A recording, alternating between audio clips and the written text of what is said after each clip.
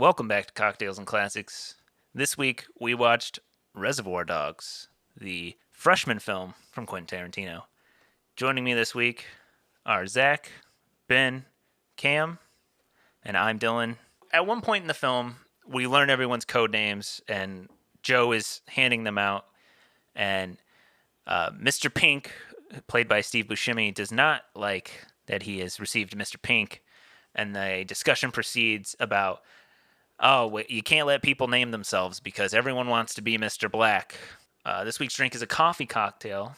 It's a coffee old-fashioned using Mr. Black, which is a coffee-based liqueur, rye whiskey, and then a couple of orange bitters. They also drink a shit ton of coffee at the restaurant. Apparently, Mr. Pink wants his cup filled 6 times, and he only got Not a shit 3. ton. Yeah, he only drank 3 cups. That's not a shit ton. He expects 6. If he doesn't get 6, he doesn't tip. What an asshole! Could you imagine right? getting 6 cups of coffee at a restaurant? I can't imagine drinking 6 cups of coffee. Well, I just like the fact that he's like, we've been here a long time. I expect to drink 6 cups of coffee. How fucking long have you been there? Yeah, how long does breakfast take? Because let me tell if you, Tarantino's giving all these fucking speeches about Madonna, then you've probably been there a long time. But here's the thing. All right, that would have immediately been my argument against the whole not tipping thing. It's like, listen here. We've kept this lady's table busy for this long, and you're not going to tip? She could have had 2 or 3 customers come through that would have tipped her. So put your fucking money on the table. I get it's the 90s at this point, but there's like, 6 or 7 of them, and they're only giving a dollar a piece? Yeah. Like, there's no way that's 12%. No way. Like, if they each had a breakfast. Not unless all they had was... Yeah, unless all they had was coffee. Yeah. I don't know. Well, the one guy had a beer. There was a beer bottle at the table, so it's like somebody obviously is spending some money there. We're diving into it here. This is basically Reservoir Dogs in podcast form. We're just bullshitting here. Like a Virgin is actually about a huge dick. I mean, the opening scene of Reservoir Dogs is basically just them podcasting, but eating breakfast. I feel like that's something Tarantino does really well, though.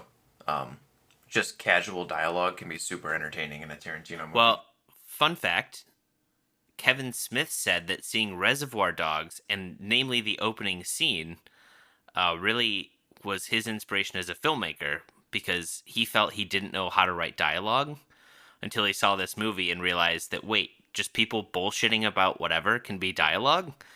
And that's why you have a lot of the Star Wars talk in Clerks.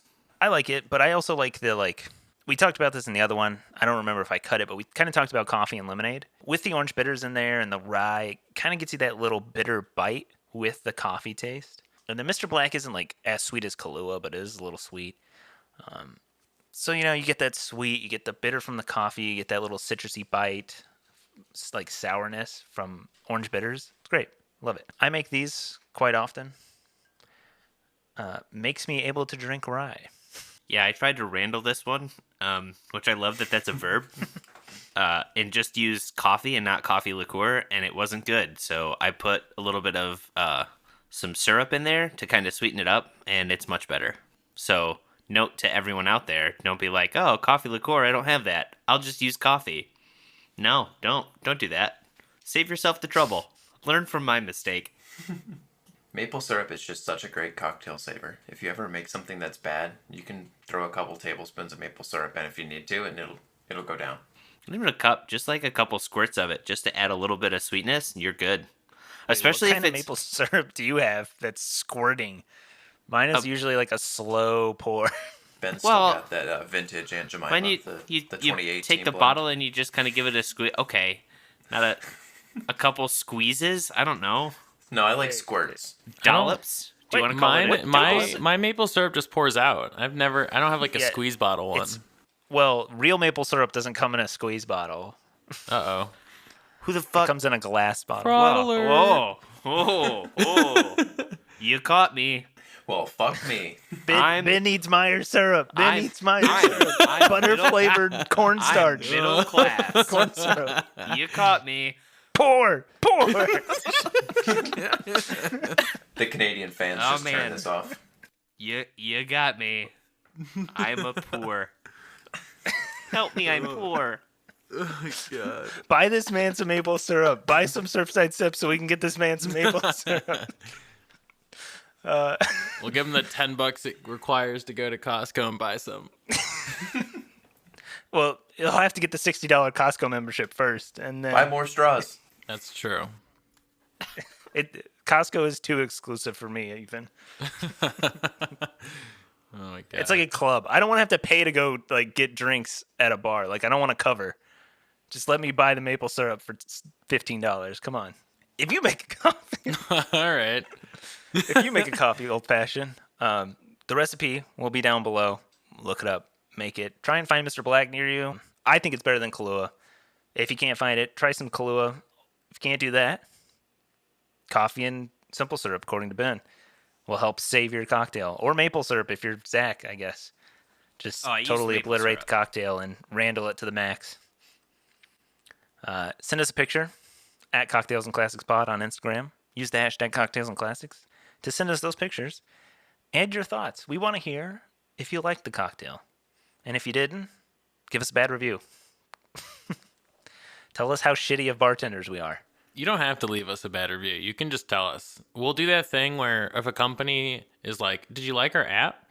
You say yes, they take you to the store review page. But if you say no, they give you an internal form so that you don't actually leave a bad review. So let's do that. So if you hate it, don't leave a bad review. Just tell us directly. Berate. Or Yeah. give us a 5-star review, and in the comments of that review, be like, hey, the podcast was This great. sucks. The cocktail, I didn't like it. Yeah, just send angry messages. Just send angry messages to our Instagram handle if you don't Just- like it. Hit us up with that perfect 5 out of 7, you know? Exactly. With rice. 3 out of 5. Podcast was funny. Cocktail was bad. Fair enough. It's clever. You think people give us a comment that says podcast was funny? Cocktail was good. Podcast, not so much. Can't believe I've listened to all 40 episodes.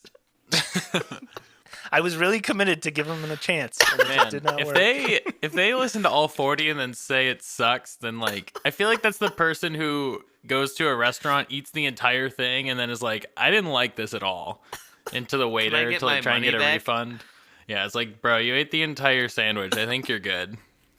So what's like the podcast equivalent of like the waiter coming out, sees that your plate is empty, and is like, "Oh, you must have hated it, huh?" Watching every episode every week or listening to every episode every week, I guess. I don't know. I haven't been able to have that in depth of a conversation in regards to the podcast yet. Usually I start with, hey, so I have a podcast. And then most of the time they just turn around and they start walking the other way. Most of the time I hear, yeah, so does everyone else. Do you think you're special? Is it successful? I mean, moderate. Nope. No, it's not. That's a no. Pretty big. If you have to inflation. explain your success level to someone, then there is no success. Do you have advertisers? I mean, yeah, we do. Other than Audible? I mean, yeah, we do. Any that I've heard of? No. A straw guy. I got a straw guy. Let me hook you up. I got a straw guy. Reservoir Dogs is the freshman film from Quentin Tarantino. Came out in 1992. It's a crime drama thriller. Currently sits at 8.3 out of 10 on IMDb. Currently at number 89 on the IMDb Top 250. It was written and directed by Quentin Tarantino. It's the story of a simple jewelry heist that goes wrong, and the surviving members begin to suspect one another of a plant or a rat. police informant. Yeah, a rat. It stars Harvey Keitel, Tim Roth, Michael Madsen, Chris Penn, Steve Buscemi. Quentin Tarantino's in there. Stephen Wright is actually the voice for the radio. Okay. It's the cast of the usual suspects of a Quentin Tarantino film, like the early ones, before Sam Jackson shows up. Yeah. Yeah. before the Sam Jackson era. It's the And Christoph Tarantino- Waltz. It's the Tarantino verse where it's like, oh, it's a Tarantino movie. Let's spot Tim Roth and Harvey Keitel. Steve Buscemi will show up somewhere. This was the birth of the TCU. That really like The brought it origin all story. together because Michael Madsen's character is Vic Vega, which is John Travolta's character's brother in Pulp Fiction. Mr. White and Joe are talking in a scene, and they reference Alabama from True Romance. The PO for Michael Madsen's character, Blonde, is Seymour Scagnetti, Yeah. Yeah. which is the brother of a detective in Natural Born Killers, which were all written by Tarantino. So a lot of the TCU was born here. This is Jeez. where it comes about. The one thing that we didn't see unearthed upon us in this Tarantino movie is women's feet. I don't think we see a single woman's foot barefoot in this movie. That's Well, true. he had to kind of keep that hidden until, he could get a little bit more famous. You can't unload all of the crazy in movie 1. You got to save that a little bit. My counterpoint to that is that he definitely, I feel like he has a weird thing for using as many slurs as possible in movies whenever possible, and he definitely did that here. I think Like- he definitely doesn't hold back on them. Like, Yes. If you think about it's the If there's 90s, any excuse and there's for gonna him be, to like, say the N-word in a movie, he's gonna take it. yeah. Or some other colorful slurs for black people, Mexicans, Asians. There's Gay people, yeah. oh yeah, I forgot that one. That one is in there. There's a lot of just colorful slang that Tarantino uses because he's so hip in this movie. Ugh. Yeah, The sad thing is that I guess my thing would be like, hey, it's 92. Okay. Like he should be a little bit more woke than that. It would be different if it were like in today's age, he didn't use them as much, yeah. but he still does. Yeah. Which makes it really hard to excuse this one. Right. Like, I don't know how to feel about it. It's like, Yeah. I mean, these aren't and the good fact that he characters. writes it too. Like That's the he thing. writes the script, and Yeah. he writes parts for him to say it. I think it's okay to an extent, to be like, yeah, these people suck. But at the same time, it's just so excessive, even in more recent movies, where it's like, dude, come on. Like, yeah, like he's writing himself to say it in the movie. Not in this one. I don't Yeah, Pulp I don't think Fiction. in this one. Pulp in Pulp Fiction, I Fiction, know he he does. He drops the I don't know hard if he- ER for sure I don't know if in that he- one. I don't know if he says it in this movie. He does talk about, I think, How I know he talks about Madonna's big dicks. big And penises. then I'm pretty sure he does say something about promiscuous women. I don't know what exactly the term was. The thing about this movie is that it's like super ultra violent, but like you never actually see it on screen. Besides, like I don't even think you see anybody get shot on screen really. Yeah, The till the one end. I think you see the woman in the car Shoot and maybe Mr. Tim Orange. Roth's character, yeah, you see Mr. Orange get shot, and you see the lady in the car get shot. but that's like a one. Everything it's like a else- one like little Yeah, shot thing. for the most part, everything else is off screen. And I guess at the end, when they all shoot each other, Yeah, but but it's kinda like see that, like the ear but- is off screen. It pans away there. Yeah, but you still have to see the gross like spot where the ear hole is. Yeah. Oh, Looks like Yeah, a lot that of ear was- holes. That was pretty bad. oh Look like God. a sponge. God, when he's like, it's just so like sadistic because like after it, he's like, was that as good for you as it is for me? And then there's like talking in Oh. the ear. Can you hear me still? God, he Michael is Madsen a plays a sick. great crazy guy. He is a sick bastard. Who hadn't seen this one before? Just Cam. I have not. Just Cam. Wow. Just but the way you've I seen like Pulp it. Fiction, right? Yeah. Okay. Well, you've seen the better of the the two starters. Yeah, of his non-linear. I suppose that's storytelling. true. I mean, I thought this was still a good, I really liked this movie. I thought it was good. Like, I mean, I think Pulp Fiction is probably better, but I did like this still. What was like your initial impression, Cam? Do you have like thoughts on it? Like I said, for being his first movie especially, I thought it was really good. Like I said earlier, just his excessive use of like slurs and stuff is weird. Like, I get it if the scenes call for it, and like, at no point are we pretending any of these people are like good people, but still, he did this back then, and he still does it today, and that makes it kind of weird. But besides that, I thought, I don't know, like the bullshitting in the beginning dialogue scene was, I don't know, like that's honestly one of the more like iconic scenes of the movie. Even is him talking about the tip thing. I've seen that a lot, even without having seen the movie. But otherwise, I thought this was a good movie. Like a lot of it was just done through dialogue of there wasn't like a ton of action scenes like in his newer movies, or there wasn't a ton of like, I don't know. A lot of his newer movies are very like, which I don't like dislike, but are kind of like over the top, like Once Upon a Time in Hollywood, Inglorious Bastards. All of them are very over the top with like, and I haven't seen Django, but that one is also over the top with like violence and gore, and like the storyline is like goes off the rails like 100%. Like in Glorious Bastards, they kill Hitler. In Once Upon a Time in Hollywood, they kill the people, the Manson like cult family or whatever, and it just gets weird. This one is like 0% weird, I'd say. I think what you're saying and how I'm going to sum this up in my own words, because I kind of agree with it.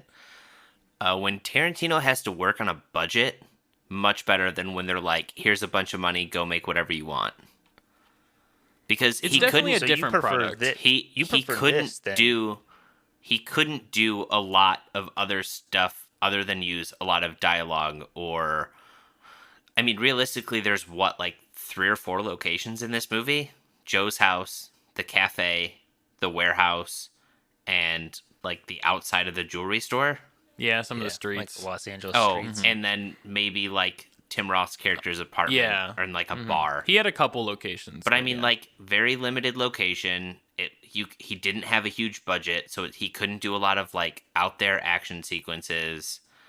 I mean, I think even if you look at Pulp Fiction, not really a lot of different places, not an absorbent amount of action sequences and stuff like that. So I think when Tarantino kind of has to, when you give him a room to play in versus giving him the entire world to play in. Yeah, and I don't think the product of that is necessarily bad. I guess it depends on the movie we're talking about. Yeah, like I think Inglourious Bastards is an awesome movie. I love that movie. Yeah, it's a good movie. But like, I just think it definitely produces a different result.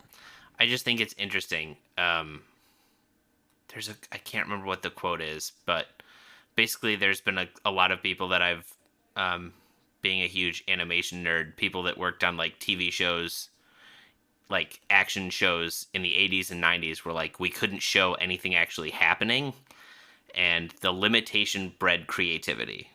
You had to be creative to find solutions to work around stuff like that. And I feel like sometimes with a lot of movies that's beneficial. It's like, hey, you only have this much money, or you can only do this, and people kind of find the way to work around that and make it better because of it. So I will say, I do like Tarantino's movies, but as someone who like went to school for film and everything, I feel like he breeds a lot of like imitation. Like you said earlier, Ben, like Kevin Smith was inspired by him. I feel like a lot of kids watched this movie and then were like, hey, that means I can just write people like talking in a room. So you get like all these movies where it's literally just people talking about stupid shit all the fucking time. The trunk shot, which is like birthed in this movie. Like every Quentin Tarantino movie after this has the trunk shot, and every freaking film student has done the trunk shot in a movie. It's just so cool, man. I mean, I'm sure it was cool when you see it for the first time in this movie. You're like, oh, that's a cool shot. But then now everybody else is like, I can do that. My only really complaints about this movie, because I do enjoy it. I don't know. It's a love-hate for me. My really only complaint is some of the camera work on this. Like, it was the first movie the cinematographer did, and obviously it's Tarantino's first movie. But some of the camera movement is unmotivated. For instance, there's this scene where Pink and White are talking, and they're going back and forth, and then like they switch sides and they walk back over to the other side of the room, and they're talking over here, and it's like a wide, and then the camera moves, and it's just unmotivated in that scene there, and that just kind of like adds some of the like amateurishness to the movie. This movie loves mirrors. How many times was somebody looking away from the camera, but you can see their face in a mirror? I do love mirrors. as somebody Big mirror who guy. like is in camera work. It just adds like a depth to the room. It makes it Yeah, feel no, roomier it's as cool. well. Like in real life as well. Like if you're designing a room, like you put a mirror in there and it adds depth to it. But you just get cool plays on it. I don't know, because it's like, oh shit, like that guy's turned away, but oh, you see his face. Speaking about the camera work, I enjoyed like the long, I want to call them hallway shots because I don't know like the appropriate term, but the camera at one end of the hallway pointing into a room, and you can't necessarily see the entire thing. Like at the very beginning when Mr. White and Mr. Pink are talking, and you can And you only see Mr. White. White. Yeah, Yeah. I like stuff like that. Here's another question too. Did anyone notice the split diopter shot in this movie? It's so bad. Yes. Is it bad? I noticed it and I was like, oh, that's interesting. I didn't notice it was bad or good. I just saw it. I think it wasn't as hidden. Like, you know, in All the President's It was pretty Men, obvious. where the line is on like a Yeah. pillar. This one, it was not. I feel like maybe if you try to hide that, like that out of focus point, it would Yeah. look a little. But yeah, where basically it's when Orange is like, I'm a cop. Yep, it's where the police officer is looking at Mr. Orange, and Mr. Orange is kind of talking to him. So you see the back of the police officer's head, very close to the camera, but in focus. But then you also see Mr. Orange in the back in focus, and there's a line where you can really tell where, there's like it's out of focus around his head versus in focus for Mr. Orange. Which is such an interesting choice. Like, I don't know why Yeah. you wouldn't just like leave the cop out of focus there. I don't know. Like, I mean, maybe it's just Tarantino because he's such like he worked in a video store before this, so that's why like every movie he's ever made is like a reference to some weird, crazy Japanese foreign film or like this old spaghetti western. Like everything he's ever done is a reference to something. So I wonder if maybe he's referencing some old movie with this split diopter shot, like the old Brian De Palma films, and he's like, "This is my homage to Brian De Palma." Yeah, maybe. I don't know. I just thought it was interesting because if you had not like told us about that, like I don't even know how long ago it was now, I never would have noticed it.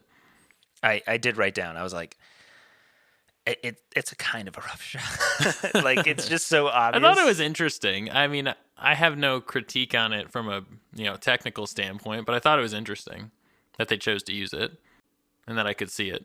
I guess back sort of to like the Kevin Smith discussion. How Clerks we watched was split up by the different like words that would describe that section. What did you guys think of the story being told like character by character, and we get like a little insight into their before leading into the heist? I'm a big fan. Tarantino does it a ton. It really reminds me of reading a book. A lot of the times you'll read like the Game of Thrones books. They'll go through an event and then at the end of the chapter cut over to a different character and then maybe go backwards like 2 weeks and then lead you up to that event. That style of storytelling I really enjoy. Yeah, I don't have a problem with the whole, I don't know, like I think I've called it like the broken narrative where like you kind of start and then it kind of breaks up the story. I do like it in this movie. I just kind of wish like there would have been more background on everyone. Like you kind of get like a little bit about Mr. White and a little bit about Mr. Blonde. I understand obviously you're supposed to get a lot about Mr. Orange as you're kind of figuring out what's going on there. Mr. Pink, I just know he's a professional. I'm assuming that's kind of what they're supposed to tell you is like, hey, he's just a guy who was hired for the job. And maybe that's the thing with the other guys, but I think it would have been interesting to get the full backstory as to what was going on with everyone. And also I just feel like the scenes of them just sitting in Joe's office talking could have been done differently. But again, I understand it's one of those things where like, hey, we have to kind of give this backstory. We have this limited budget. We have this house for like 3 days to shoot in. So let's just do as much as we can here and then go to the next thing. Yeah, they work really hard to make the crazy guy be the most trusted by Joe and Eddie. Yeah. Yeah, but like I said, overall, I don't mind the whole like broken narrative. Like Zach said, it's kind of like something you see a lot in books or I think in a lot of different media. I know there are some people that can't stand it. I'm glad too. It's not something that everyone does. You know what's interesting is the only person who really does their job well is Mr. Pink, Steve Buscemi's character. Doesn't tell anybody his name, gets to the warehouse on time, grabs the diamonds, Stashes the diamonds. And two interesting things. One, he's the guy that gets away. He doesn't get killed at the end. And you don't get a backstory on Mr. Pink. He's just the guy that shows up, did his job, and went home. I did notice that as well. I thought it was interesting that he's literally the only one that was like I was like, I mean, everything he said, except for the beginning about the tip thing, obviously, but everything else, like, you know, at least in accordance with the heist and how it went bad, I was like, yeah, you're right. Like, yeah, unfortunately, like, it's not like it's weird because you're kind of rooting for him, but at the same time, it's like, you robbed, jewelry and you killed people, and but I don't think you've seen Mr. Pink kill anyone, does he? I don't know. I don't think so. He seems to shoot at cops. He shoots at them. He did shoot at them. Oh, I don't know if he hit some. Hit he did hit some. Yeah, yeah. He hit one. Could have been in the gut. He definitely intended to. Takes weeks. It takes weeks to die from that. But I mean, even then, this guy's gonna die tonight. when he's talking about it, he's like, "Yeah, if Mr. Blonde hadn't gone off the frickin' handle, we would have been in and out. The job would have gone without a hitch."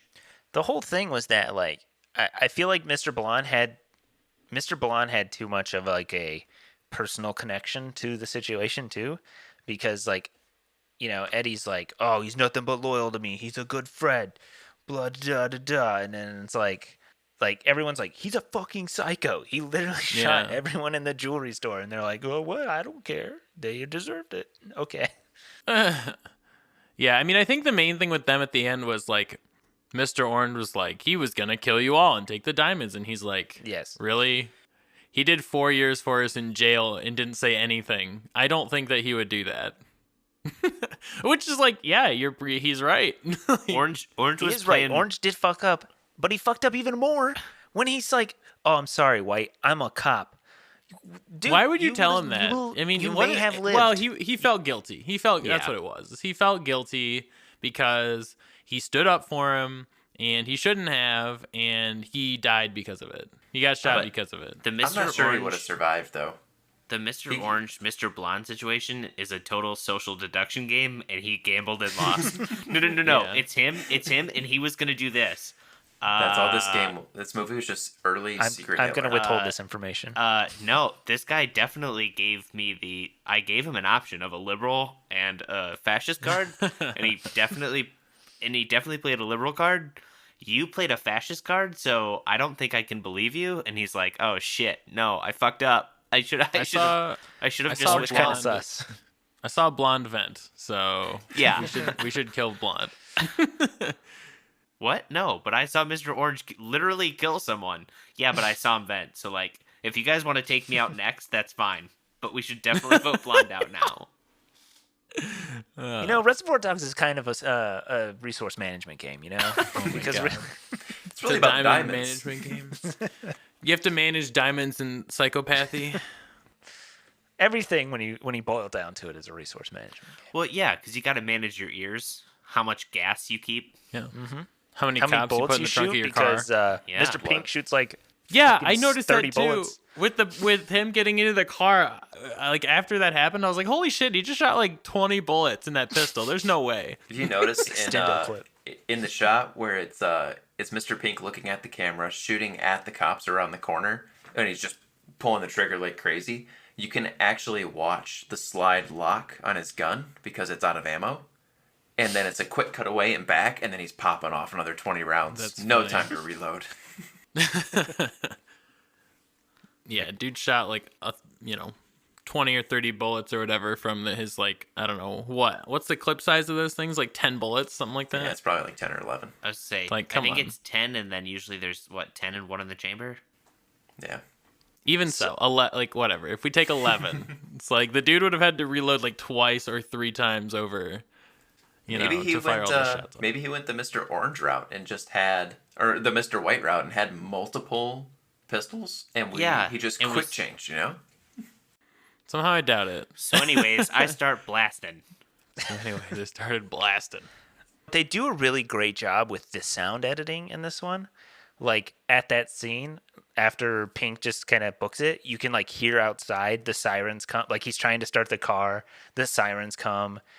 There's like gunshots as he's like driving off. The scene with Steel's Wheel or Steeler's Wheel, whatever the fucking band's called. When he walks out and the music like comes off, and then you hear the sounds of L.A. and then he comes back in, is like, oh my god, the sound editing. Even is, like you hear it like so right good when he there. opens the door, it's kind of silent, and then it gets louder as he walks in. Yeah, that was really good. That's like so Really well impressive. done. I mean, he had what, like $1.5 million budget, so like there was money there, but that's really good. And the editor of this film, even Tarantino's worked with the editor, I think his entire career. She may have passed away. Let me double check, but every movie since this, the same editor has edited Quentin Tarantino's movies. Sally Menke. She did pass away. She did not do. Once upon a time. She hasn't done anything since *Inglourious Bastards*. Oh, okay. Okay. So, but she did everything up to that. The movies have also gotten quite a bit longer since *Inglourious Bastards*. I wonder if there's a connection. Glorious Bastards was pretty long. Yeah, but like The Hateful Eight, like the director's cut of The Yeah. Hateful Eight, isn't it over 3 hours long? It's like 3:10. Maybe I think Tarantino's so. getting to the Stephen King point where like the editor doesn't do much and you could just write whatever the fuck you want, and then it's like, I'll just grammatically correct your film. You could still use the N-word, I guess, but like Yeah, the studio's not going to make you cut it, right? They're not going to like kneecap you like they would, if you were just like in your like second or third movie, and then the studio's going to come in and be like, whoa, we have to cut a lot of this. With Tarantino, they're like, oh, it's a Tarantino movie. If we try to edit after he says he's done, we're never going to get anything again. yeah. I mean, who do we like? Harvey Weinstein might have really liked women's feet and the N-word. Like he fueled this fire for many of the years. It's Harvey Weinstein. Odds are he did like both of those things. We're gonna go to Smads. We'll be back, and Zach will put us through a trivia quiz. So this week's podcast is brought to you by Surfside Sips. They make high-impact glass straws. They're a family-owned company, and what's better than saving the turds? You know, The turds. The turds. you know, I'm one of those people who hates using paper straws. Paper straws fucking Paper straws suck. I They are love the worst what solution. they do. I love that we're minimizing the use of plastic straws. I enjoy that. Paper straws suck ass. They suck. They're the worst possible solution because turns out, guess what? Paper and water don't fucking mix, okay? I don't know who came up with it, but it doesn't work. Even though they put coating on it to try and help, it doesn't work. It just gets soggy and you end up throwing it away anyway, and that's just more waste. And so, But you know what doesn't get soggy? Glass. yeah. Glass straws from Surfside Sips. And if you want to get some glass straws from Surfside Sips, you can use coupon code cocktails and classics spelled out. That's cocktails AND classics for 20% off your order. And if you're looking for a business to support during this time, seems like a good idea. If you've listened before, you know Zach. He comes up with these questions somehow. Maybe it's because he watches each movie multiple times. Maybe it's because he just knows weird shit about movies. But he puts us through a trivia quiz. So Zach, what do you got for us on Reservoir Dogs?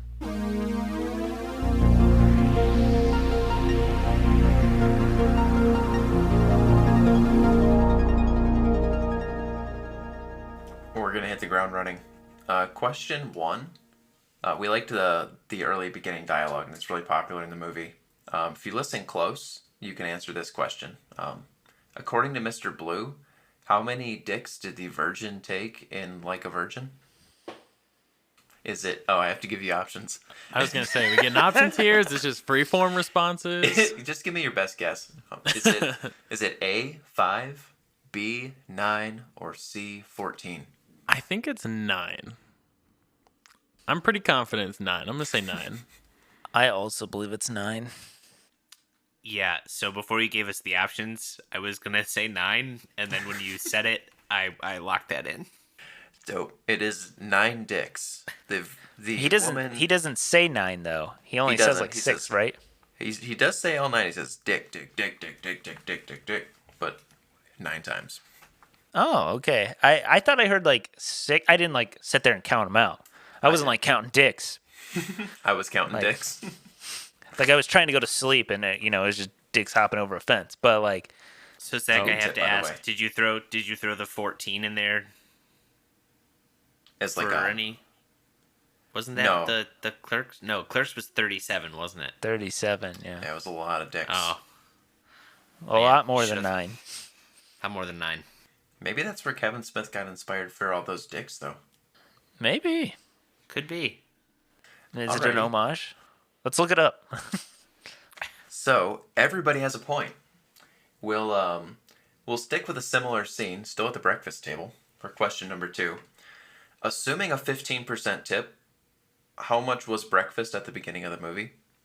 A, $38, B, $53, or C, $69? Sorry, what percent? 15. I feel like we have different strategies. Cameron is going with the I'm going to do the math in my head. Ben is showing his work, and Dylan is using the calculator. Are you? Yo, you.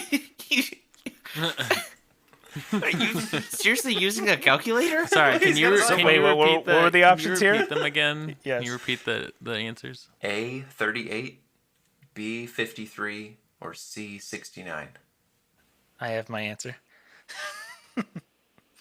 69. Go ahead, Benjamin. I'm knowing you. I'm gonna say 69. I'm not gonna do the full fucking math, but If my Actually, math wait. stands me, no, it can't be 69. You said 15%. Yes. Wait, total bill including or excluding the tip? This is excluding the tip. How much was Okay. like the bill before the tip? Yeah, then What I'm was the sticking with second option? 69. 53. 38, I'm gonna say 53, or 53. 69? I'm gonna say 53. well, if my math is correct, there is 7 people at the table. Joe pays for it. So then that's $6.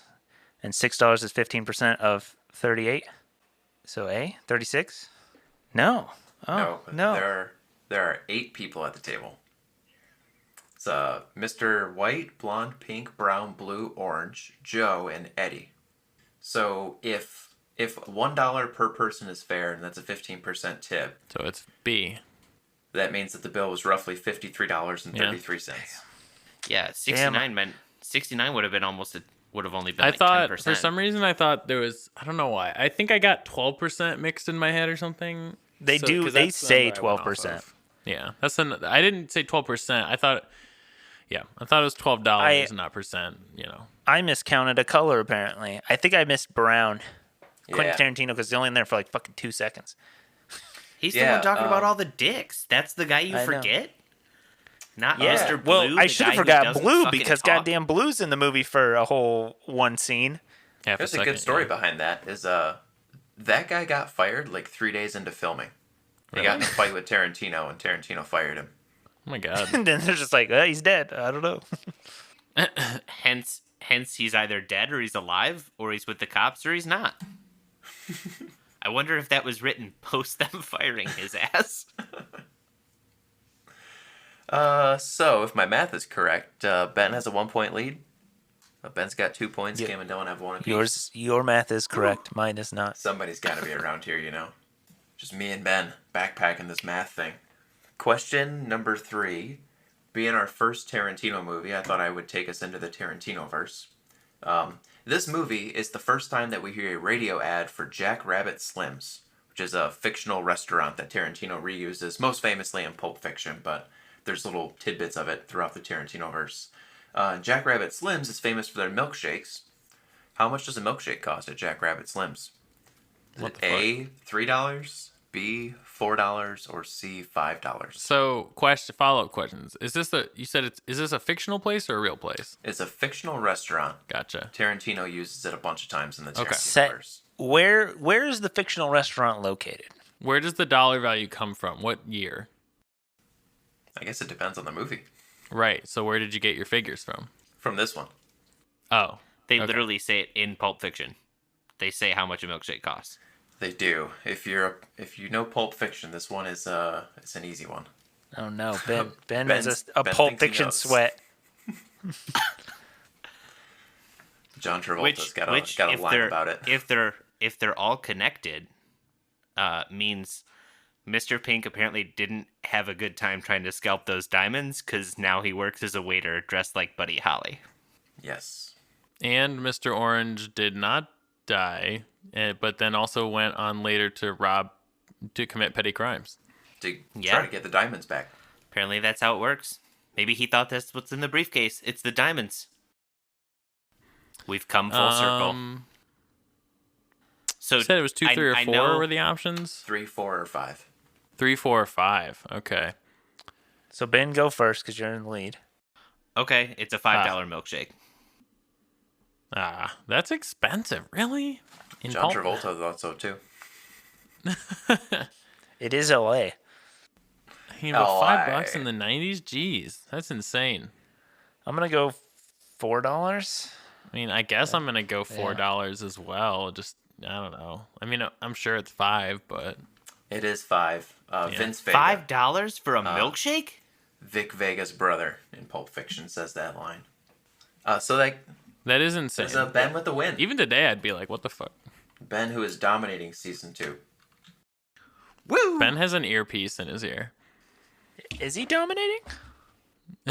I still haven't done the math. Okay, I was gonna say I'm doing For well. those like of you, every other week? for those of you at home that can't see the video feed, Ben took off his human form to reveal his reptilian underbelly. I'm the motherfucking Lizard King. Guys, the Ben took tiebreaker. off his shirt, is spinning it around his head. He's chugging an entire bottle of Tito's right now. Oh, that's weird. And milk. I didn't am know the Tito vodka and milk Bandito. Milk go together. chaser. Whole milk chaser. He's doing the milk challenge right now, drinking a whole gallon of milk in less than 30 minutes with vodka. Wait, now he's doing cinnamon challenge? Oh man, now he's gonna Shoving lose his sense spoonfuls of smell. cinnamon?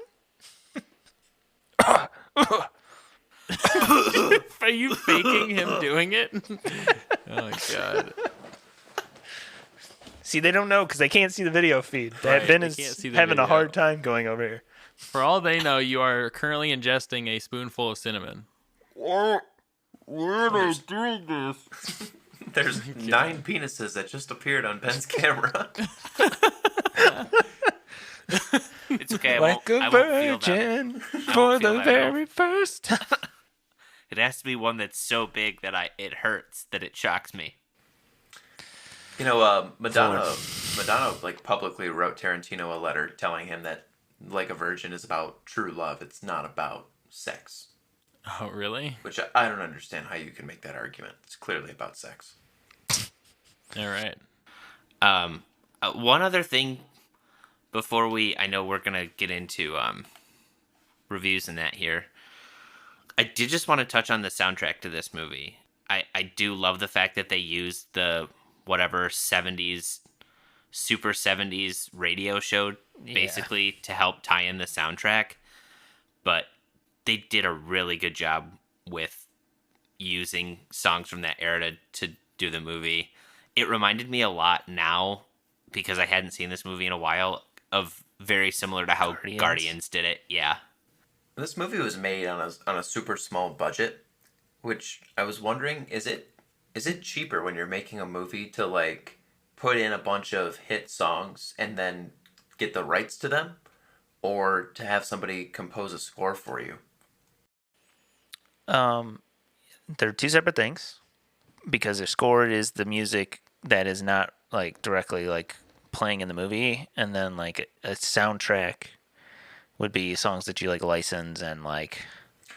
Yeah, what I mean is this movie has no like Score. ambient music. Yeah, there's no score. It's all just radio tracks. Basically Yeah, playing well, out of a car sometimes radio. you would have both though. Like you would have both in a movie. Yeah, I'm just trying to figure out why Like they what's don't have cheaper? both. Yeah. Or In this one. I get the feeling like it probably was like a budgetary reason. But Yeah. I can't imagine like maybe it's the times have changed, but I can't imagine getting the rights to like 12 songs to use in your movie is cheap. Yes, yeah. however, at the time, I mean, this movie, I think Stuck in the Middle with You was like a hit in the 70s.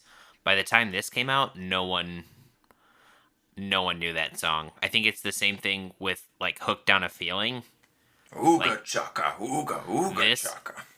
This movie used it, and then it kind of went away, and then once Guardians used it, it blew up Came again. back. But I think that's the fact that it was like the super 70s, they probably got those. They were able to afford those songs on a dirt cheap. shoestring budget. Yeah. Because who was going to pay for them anymore? Nobody was buying them on iTunes. Yeah, iTunes in 1990. Yeah, I mean, it was probably still a good chunk of change to like get the rights to play them, but I mean, like Ben said, I'm sure a being decent amount of their 70s budget. being 70s and the 90s, I'm sure it didn't cost like anything. Like it wasn't as much as we would think today, because Well, and half it's those not like- songs. And it's not like those songs were like the hit song of the 70s. Yeah. When someone sits and goes, "Oh, what are the big albums from like 1970?" No one's going, "Oh, Steelers Wheel. That's it. That's the one. That's the hit." Like, no. Yeah, and half of them were like knockoffs too. Like Magic Carpet Ride was not the Steppenwolf version. No, it wasn't. It was like a whatever band cover. Yeah.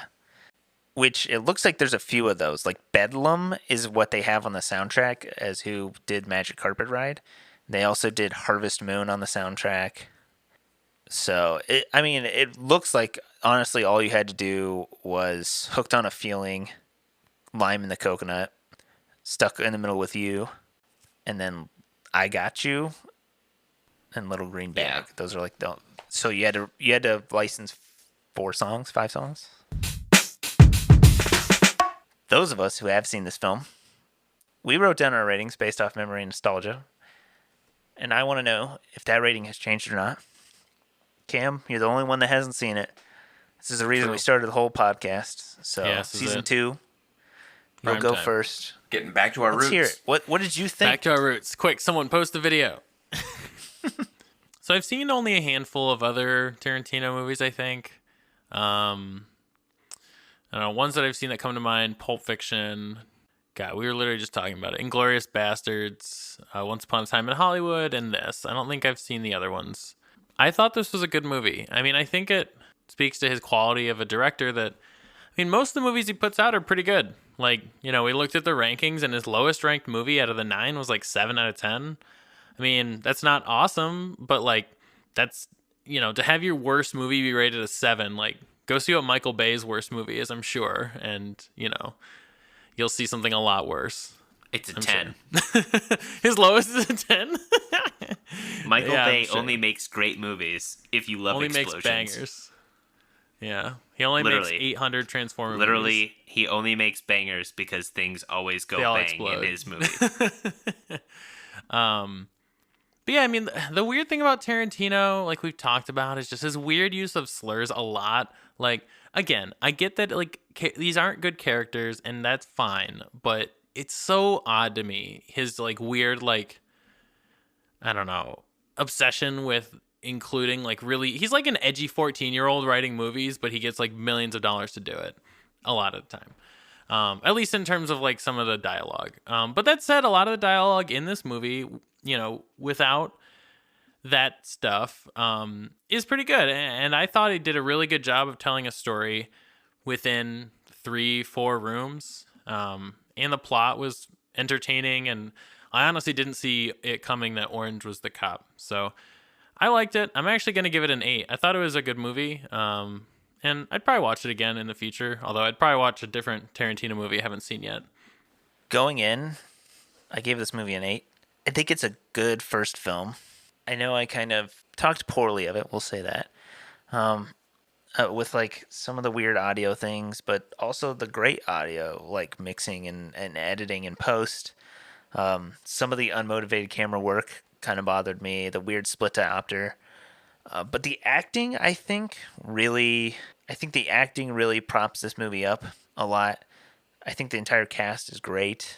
The writing kind of annoys me, just like some of the like stupid pop culture dialogue that has just permeated everything since this movie. Just really bothers me. But it is like maybe it's the direction, maybe it's the acting and the way they take it, maybe it is the writing, I don't know. But the way it's just so quick, and it is like, oh, you like Madonna, da da da, Madonna, dicks. Like it's just so quick back and forth. It's unlike how Cam said. I think Clerks parts of it he said felt kind of like they were reading a script. This one, I don't think that it felt like people were reading a script. I think everyone kind of like really knew their part, and it was back and forth real quick, and I very enjoyed that. I liked you not showing things. You kind of like inferred the violence. The ear cutting is like hard to watch, even though nothing is ever shown. Like it's just uncomfortable. I'm gonna lower it slightly. I'm gonna lower it to a 7. It's good, but I think some of his newer work is better. The last like 3 or 4 that he's released, I think, are much better than Reservoir Dogs, in my opinion. That's what we got. Watch it. It's good. So going in, I have this movie at a 7. Yeah, some of the dialogue, I did not remember it being nearly as slur-laden, I guess. In my head, when I think of the movie, I think of the story. I think of the non-linear storytelling. I think of the twist at the end of finding out that, Mr. Orange is the cop. Hearing that first hard R kind of took me out of it, not gonna lie. Kind of made it a little bit more difficult to watch going into it. But like we said, I think I still give Tarantino credit for the non-linear storytelling parts that he's just done really well. The dialogue just feeling like dialogue, like people bullshitting. It doesn't feel forced. It doesn't feel super, I don't want to say super serious. It just seems like it's real. It doesn't seem scripted. I left this movie at a 7. I think it's good. Check it out. If you like Tarantino, you'll like this movie. If you don't like Tarantino, I mean, I don't know why you dig this deep into watching it. So yeah, 7 out of 10. So I feel bad when this happens, but I agree with a lot of what you guys said.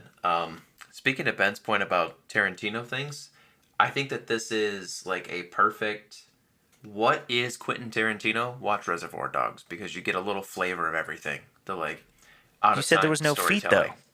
though. You get everything you need. Okay. Unless you like really like women's feet, definitely don't watch this as your first Tarantino movie. It's gonna completely take you out of it. But everything from like the great acting, the kind of quirky, in the background dialogue, the racial slurs that have to be in there. I think this movie is a fantastic snapshot of what Tarantino does. Definitely not his best movie. I'm gonna give it a 7. Coming in, like Dylan, I gave it an 8. But you can just tell, like, this movie, it almost feels like an indie movie. It's still pretty good. I still think people should watch it. But I am gonna drop it down to a 7. If you enjoyed this, check out the rest of our episodes. Subscribe, follow on Spotify, Apple, wherever you're listening. Write us a review on Apple. Helps us out. Share us with your friends and family. Check us out on Instagram at Cocktails and Classics Pod. Send us your movie and your drink recommendations. We want to try shit. We want to watch shit that you want us to watch and try. What? Give me a money. Money me, please. As always, So do. watch responsibly. Check out Reservoir Dogs. It's on HBO Max as of our recording.